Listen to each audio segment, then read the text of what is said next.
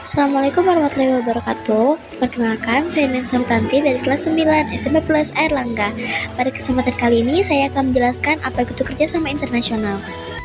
Bentuk-bentuk kerjasama internasional. Kerjasama internasional memiliki berbagai bentuk seperti bilateral, multilateral, regional, dan lain-lain. Kerjasama ini tentunya memberikan sifat saling menguntungkan antara negara satu dengan negara yang lainnya. 1.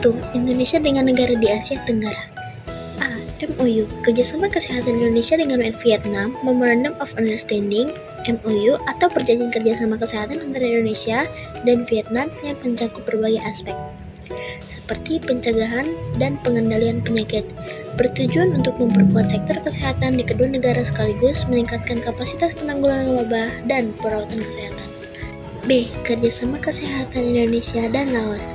Indonesia menjalin kerjasama kesehatan dengan Laos dalam bidang kesehatan masyarakat, pelayanan kesehatan, kefarmasian dan alat kesehatan, pencegahan dan pengendalian penyakit, serta penelitian dan pengembangan kesehatan. C. Kerjasama Indonesia dan Vietnam. Tentang literasi dan pemanfaatan ruang digital, Indonesia dan Vietnam menyepakati pentingnya kerjasama dalam pembangunan ruang digital termasuk ASEAN. D. Kerjasama Indonesia dengan Singapura. Dalam pembangunan sosial, Indonesia dan Singapura menjalin kerjasama bilateral terkait pemberdayaan perempuan, perlindungan anak, dan pembangunan keluarga. Kerjasama ini melibatkan pertukaran praktik baik, informasi, dan program pelatihan guna memperkuat pembangunan keluarga di kedua negara. Kerjasama Indonesia dan Singapura di bidang ekonomi. Melalui pertemuan antara perwakilan Indonesia dan Chairman Economic Development Board atau bisa disebut EDB Singapura, kedua negara membahas berbagai aspek pemulihan ekonomi dan perkembangan pembangunan terutama di kawasan Batam, Bintan, Karimun, dan zona ekonomi khusus lainnya di Indonesia. 2. Indonesia dengan negara di benua Asia lain. A. Indonesia dengan Arab Saudi. Sebagai negara dengan adanya umat muslim cukup banyak, Indonesia menjalin kerjasama karena adanya keperluan masyarakat melakukan ibadah haji atau umroh di Arab Saudi. Ada juga di bidang lain, yaitu kerjasama dalam bidang pendidikan dan pemberantasan radikalisme. B. Indonesia dan Jepang. Meski Jepang adalah negara yang pernah menjajah Indonesia, namun hal itu tidak membuat negara ini saling menjalin hubungan kerjasama. Setelah adanya perjanjian perdamaian antara Indonesia dan Jepang pada April 1958, ada banyak dampak baik yang muncul dengan dilakukan kerjasama, seperti perjanjian kemitraan, ekonomi, dan investasi dari Jepang untuk UMKM di Indonesia, serta kerjasama dalam bidang pendidikan. 3. Indonesia dengan benua Eropa. A. Indonesia dengan Inggris. Dalam bidang politik, Indonesia dan Inggris melakukan dialog siber menjelang pertemuan kelompok ahli pemerintah atau PBB, melakukan perjanjian kerjasama dalam pembangunan rendah karbon (PRK), serta menjaga kelangsungan perdagangan kayu yang diatur dalam skema. B. Indonesia dengan Jerman. Kerjasama dalam bidang ekonomi merupakan prioritas utama hubungan bilateral Indonesia dan Jerman. Kerjasama ekonomi Indonesia dan Jerman bersifat multidimensi, sehingga tidak hanya terbatas pada perdagangan dan investasi. Sektor strategis turut memperkuat kerjasama ekonomi bilateral kedua negara, antara lain kerjasama pembangunan, kesehatan, lingkungan hidup, perubahan iklim, sosial, dan tenaga kerja, energi, infrastruktur, serta transportasi. D. Regional. Kerjasama regional adalah bentuk kerjasama dari negara-negara satu kawasan atau daerah tertentu yang bertujuan menjamin kepentingan negara-negara satu kawasan. 1. ASEAN Regional Forum atau ERF. ASEAN Regional Forum atau ERF merupakan suatu forum yang dibentuk oleh ASEAN tahun 1994 sebagai wahana dialog dan konsultasi mengenai hal-hal yang terkait politik dan keamanan kawasan. ERF bertujuan untuk memperkecil ancaman terhadap stabilitas dan keamanan kawasan. ASEAN menjadi penggerak utama dalam ERF. 2. Conference on Interaction and Confidence Building Measures in Asia atau CECA. CECA adalah forum antar pemerintah yang bertujuan meningkatkan kerjasama dalam mempromosikan perdamaian, keamanan, dan stabilitas Asia di seluruh dunia. CECA merupakan forum terbesar di Asia dengan total 28 negara.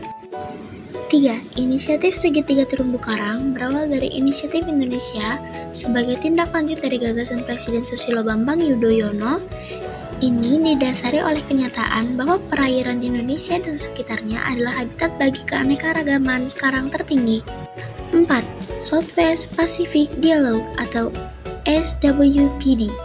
SWPD adalah forum dialog bagi Australia, Filipina, Indonesia, Papua Nugini, Selandia Baru, dan Timor Leste. Digunakan untuk pertukaran pandangan dan informasi atas berbagai isu penting di kawasan. 5.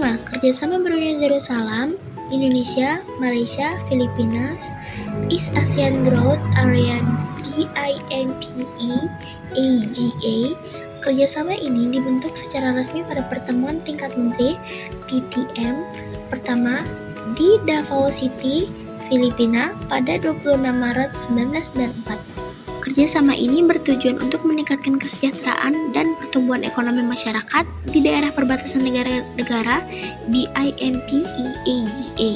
6. Kerjasama Indonesia-Malaysia-Thailand Growth Triangle IMCGC dibentuk pada pertemuan tingkat menteri PTM pertama di Langkawi, Malaysia tanggal 20 Juli 1993.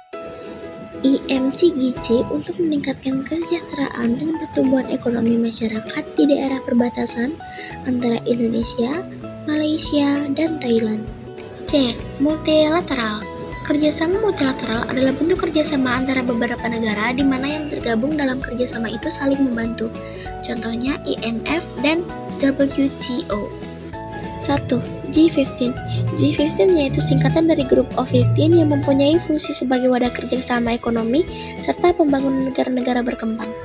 2. PBB atau United Nations Persatuan Bangsa-Bangsa merupakan organisasi internasional mulai berdiri pada 24 Oktober 1945 yang berkontribusi dalam perdamaian pasca Perang Dunia II. 3. World Trade Organization atau WTO. World Trade Organization WTO yaitu organisasi internasional yang mempunyai tujuan memajukan serta mendukung perdagangan internasional. 4. Food Agricultural Organization atau FAO. Food and Agricultural Organization merupakan organisasi yang bergerak pada bidang pangan dan berada dalam perlindungan PBB. 5. World Health Organization atau WHO. World Health Organization yaitu organisasi kesehatan tingkat dunia yang menjadi bagian dari PBB atau United Nations. 6. UNESCO dilakukan mulai 16 November 1945 dengan tujuan membangun perdamaian lewat kerjasama internasional di bidang pendidikan. 7. International Monetary Fund atau IMF. IMF merupakan organisasi internasional yang bergerak dalam bidang ekonomi. Tujuannya adalah mengawasi sistem perekonomian pada masing-masing negara anggota, memberi pinjaman kepada negara dengan permasalahan pembayaran, serta membantu negara anggota untuk melakukan modernisasi sistem perekonomian. Profil beberapa lembaga kerjasama internasional. A. ASEAN. ASEAN adalah negara-negara Asia Tenggara yang berdiri pada 8 Agustus 1967 untuk menjaga stabilitas politik, ekonomi, dan sosial budaya. Hasil dan bentuk kerjasama ASEAN. Bidang ekonomi dan industri, mendirikan pabrik bersama pupuk, tembaga, vaksin, dan lain-lain. Di beberapa negara anggota program industri seperti AICO, kerjasama industri antar negara ASEAN. Cadangan pangan, Vietnam dan Thailand sebagai lambung padi utama, negara lain siap membantu saat darurat pangan.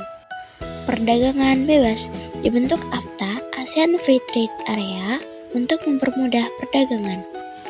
Kerjasama dengan negara maju, contohnya kerjasama dengan Jepang dalam promosi investasi dan pariwisata. Berikut adalah beberapa contoh di bidang politik: pengiriman duta konsulat antar negara, perjanjian bebas senjata nuklir, menjaga perdamaian, netralitas, dan tidak saling campur tangan. B. G20 atau Group of 20. G20 adalah forum kerjasama internasional dengan negara maju dan berkembang dalam bidang ekonomi global. 1. Sejarah singkat. Berawal dari G7, kemudian berkembang menjadi G20. G20 dibentuk pada tahun 1999 sebagai upaya mencari solusi atas kondisi ekonomi global yang dilanda krisis keuangan global tahun 1997 sampai dengan 1999 dengan melibatkan negara-negara berpenghasilan menengah dan pengaruh ekonomi. 2. Tujuan G20: menangani krisis keuangan global, mengatur kebijakan pajak internasional, menangani pandemi COVID-19, membahas isu global lain, iklim perdagangan, dan pembangunan. 3.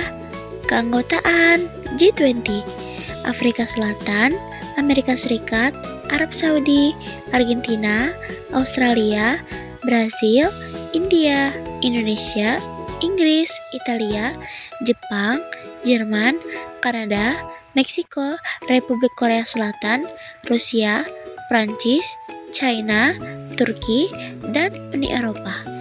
4. Manfaat bagi Indonesia.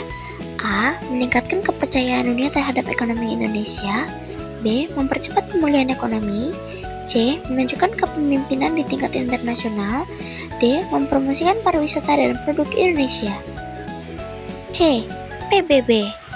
Perserikatan Bangsa-Bangsa dibentuk sebagai respons atas kegagalan Liga Bangsa-Bangsa dalam mencegah Perang Dunia II.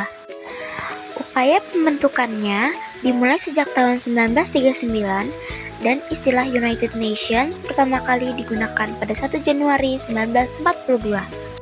PBB kemudian resmi berdiri pada 24 Oktober 1945 setelah konferensi di San Francisco yang dihadiri berbagai negara. Sidang umum pertamanya dilaksanakan di London pada 1946. Organisasi ini bertujuan untuk menjaga perdamaian dunia, mencegah konflik internasional, serta memperkuat kerjasama antar negara. 1. Perserikatan Bangsa-Bangsa. PBB adalah organisasi internasional yang beranggotakan 193 negara. Indonesia bergabung pada tahun 1950 dengan tujuan utama menjaga perdamaian dunia dan meningkatkan kerjasama antar negara. 2. Organ penting PBB. 1. Majelis Umum, tempat semua negara berdiskusi dan mengambil keputusan. 2. Dewan Keamanan, menjaga keamanan dunia dan bisa memberi sanksi. 3. SOC, menangani masalah ekonomi dan sosial. 4. Mahkamah Internasional, menyelesaikan sengketa antar negara. 5. Sekretariat, menjalankan kegiatan administrasi PBB. 3. Indonesia dengan benua Eropa. D. Uni Eropa. Uni Eropa awalnya merupakan kerjasama di bidang perdagangan, namun berkembang menjadi kerjasama yang lebih luas seperti ekonomi, politik, dan sosial. Pembentukannya dilatar belakangi kondisi Eropa setelah Perang Dunia II yang mengalami kerusakan dan perpecahan, sehingga negara-negara Eropa ingin bersatu untuk mencegah perang dan meningkatkan kesejahteraan. 1. Tujuan pembentukan organisasi Uni Eropa: meningkatkan kerjasama ekonomi dan taraf hidup masyarakat, memajukan perdagangan bebas antar negara anggota, menghapus hambatan perdagangan internasional, memperluas hubungan dengan negara lain, membentuk pasar bersama common market dengan kebebasan pergerakan barang, jasa, tenaga kerja, dan modal. 2. Struktur organisasi Uni Eropa. A. Parlemen Eropa, memberi saran, mengawasi kebijakan, dan mewakili rakyat. B. Dewan Uni Eropa, lembaga utama yang mengambil keputusan dan kebijakan. C. Komisi Eropa, pelaksana kebijakan dan pengawas jalannya organisasi. D. Mahkamah Eropa, menyelesaikan sengketa dan menegakkan hukum antar negara anggota. Struktur ini, Uni Eropa dapat mengatur kerjasama antar negara secara terorganisir dan efektif. 3. Keanggotaan Uni Eropa. Beberapa bentuk perjanjian yang pernah dilakukan Uni Eropa harus mengalami beberapa amandemen. Hal itu berkaitan dengan bertambahnya anggota. Keanggotaan Uni Eropa terbuka bagi sebuah negara dengan syarat sebagai berikut. A. Negara tersebut berada di kawasan benua Eropa. Negara tersebut harus menerapkan prinsip-prinsip demokrasi, penegakan hukum, dan menghormati hak asasi manusia atau HAM. B. Bersedia menjalankan segala peraturan perundang-undangan Eropa.